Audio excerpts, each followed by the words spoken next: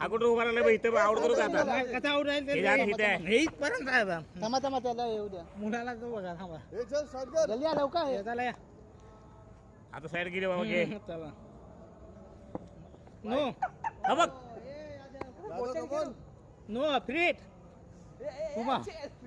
फ्रीट का नो आहे फ्रीट का नो कसं बाहेर फ्रीजच्या बाहेर टाकला ना धावा धावा